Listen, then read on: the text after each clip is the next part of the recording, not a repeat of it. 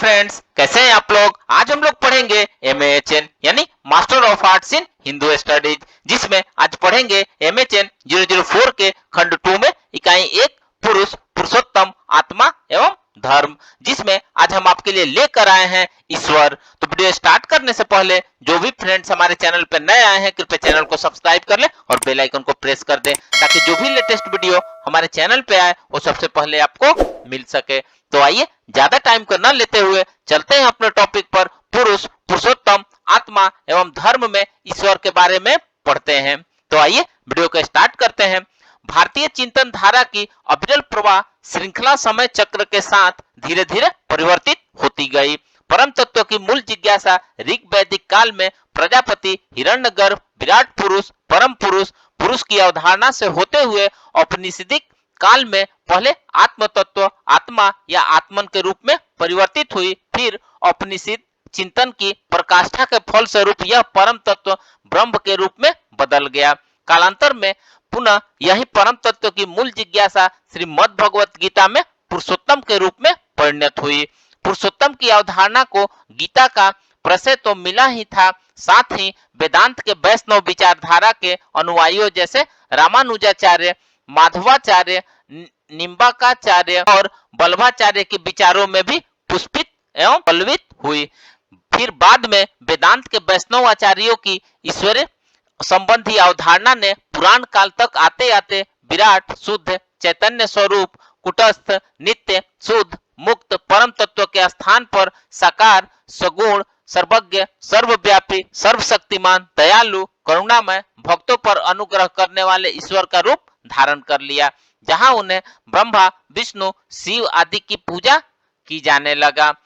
ईश्वर तत्व भारतीय मनुष्यों की वह अतुलनीय कल्पना है जिसके छाव में संपूर्ण भारतीय सभ्यता एवं संस्कृति उत्तरोत्तर समृद्ध एवं विकसित हुई। ईश्वर की उत्पत्ति और विकास वेद उपनिषद पुराण स्तोत्र ग्रंथों के माध्यम से हुआ। वेदों में अनेकेश्वर वाद के माध्यम से प्राकृतिक शक्तियों को ईश्वर के रूप में पूजा जाता था। उपनिषदों में ईश्वर को सगुण एवं निर्गुण रूपों में प्रस्तुत किया गया है।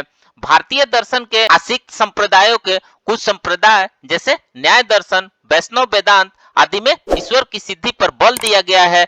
उदयनाचार्य जैसे न्यायिक ने अपनी कृति न्याय कुसुमांजलि में दार्शनिक दृष्टि से न केवल ईश्वर के अस्तित्व की सिद्धि की है, अपितु भक्त के दृष्टिकोण से यह भी कहा है कि हे भगवान, तुम अपने ऐश्वर्य में मदमत होकर मेरा अपमान कर रहे हो, पर इतना ध्यान रखना कि बौद्धों के आने पर मैं तुम्हारे अस्तित्व को स्वीकार कर तुम्हारी रक्षा करूंगा। वेदांत दर्शन में ब्रह्म और ईश्वर का वर्णन प्राप्त होता है जो मोक्ष प्राप्ति के लिए महत्वपूर्ण है। यहाँ ईश्वर के सगुण एवं निर्गुण स्वरूप का वर्णन प्राप्त होता है। यद्यपि आचार्य शंकर के अद्वैत वेदांत में ब्रह्म प्राप्ति अथवा मोक्ष ज्ञान के माध्यम से ही संभव है, जबकि वैष्णव वेदांत में यह श्रद्धा और भक्ति का विषय है। अब रामानुज के विशिष्टाद्वैत वाद में ईश्वर के स्वरूप का वर्णन किया जाएगा। तो देखते हैं रामानुजाचार्य का क्या कहना है, यानी मत। रामानुजाचार्य के अनुसार ब्रह्म चित अचित से विशिष्ट सत्य है, इसलिए रामानुज का सिद्धांत विशिष्टाद्वैतवाद कहलाता है। विशिष्टाद्वैत का अर्थ है विशिष्ट अद्वैत। रामानुज के ईश्वर निरूपण में तीन मुख्य बिंदु है, चित अचित और ब्रह्म। चित का अर्थ है चेतन जीव, अचित जगत को कहते हैं, तथा ब्रह्म जो परम तत्व है वही ईश्वर कहलाता है। ब्रह्मा अथवा ईश्वर इस जगत के कारण और कार्य रूप उपादान है। सृष्टि ईश्वर की इच्छा में होती है, इसका प्रयोजन केवल लीला है। ईश्वर या ब्रह्म की प्रेरणा इच्छा या लीला से जगत या सृष्टि का निर्माण होता है। ईश्वर हे गुणों से रहित तथा अशेष कल्याण के गुण सागर है, वे वासुदेव या नारायण है। श्रीपति अथवा लक्ष्मीपति है, वे सर्वज्ञ सर्वव्यापी सर्वशक्तिमान और करुणा सागर है। उनके दिव्य गुण नित्य शुद्ध और अनंत है। उनका ज्ञान आनंद प्रेम ऐश्वर्य कृपा आदि अपार है। ईश्वर एक है, किंतु अपने भक्तों के अनुग्रह करने के कारण वे स्वयं की 5 रूपों में प्रकट करते हैं, अंतर्यामी पर व्यूह विभव और अर्चवावतार।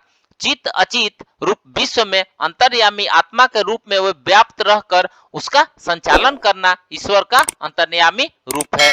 पर रूप में वे परात्पर नारायण या वासुदेव है। उनका तीसरा रूप व्यूह है, जिसमें चतुर्व्यूह के रूप में प्रकट होते हैं। ये चारों व्यूह है वासुदेव, संकर्षण, प्रद्युम्न और अनिरुद्ध। उनका चौथा रूप विभव या अवतार कहलाता है। अवार्चवतार में वे भक्तों पर असीम कृपा करते हैं। आइए अब माधवाचार्य का मत के बारे में पढ़ते हैं।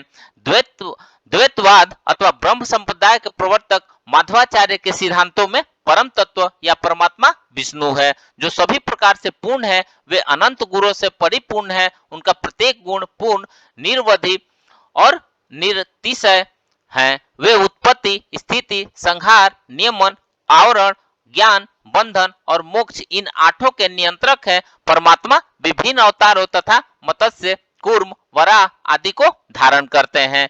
वे सर्वज्ञ तथा एकराट कहलाते हैं। वे सभी प्रकार के तंत्रों से स्वतंत्र तथा एक हैं।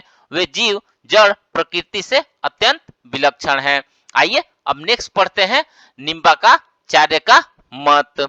निम्बार्काचार्य के मत को द्वैतवाद्वैत कहा जाता है। रामानुज की भांति निम्बार्काचार्य भी चित, अचित और ईश्वर तीन तत्व मानते हैं। समस्त जगत उस पर ब्रह्म में स्थित है और इसी में उनका पर्यावासन होता है। ईश्वर में अनंत वस्तुओं का करने की शक्ति है। वह परमात्मा, ब्रह्म, वैश्वानर, पुरुषोत्तम, भगवान आदि के नामों से जाना जाता है। वह सर्वज्ञ, अचिंत्य, सत्कर्मों का फलदाता है। वह जगत सृष्टा, सबसे भिन्न और सबसे अभिन्न है और आनंदमय, पाप पुण्य से परे तथा सगुण है।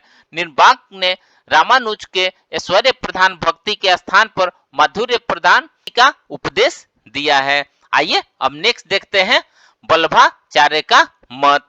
वल्लभ का सिद्धांत शुद्धाद्वैतवाद कहलाता है। इनके अनुसार माया से अलिप्त ब्रह्म ही अद्वैत तत्व है। ब्रह्म ही एकमात्र तत्व है जो शुद्ध है। सारा जगत उसी की लीला का परिणाम है। यह ब्रह्म ही कृष्ण है अथवा कृष्ण ही ब्रह्म है। वह अनंत शक्तियों में संपन्न है, किंतु उनकी तीन शक्तियों का अधिक महत्व है: स्वरूप शक्ति, तटस्थ शक्ति तथा माया शक्ति। स्वरूप शक्ति को चेतना की शक्ति कहा जाता है, तटस्थ शक्ति को जीव को जन्म देती है और माया शक्ति से प्रकृति तथा जगत का अभिभाव होता है। अधर्म का नाश एवं धर्म के उत्थान के लिए भगवान अवतार लेते हैं। कृष्ण अवतार है।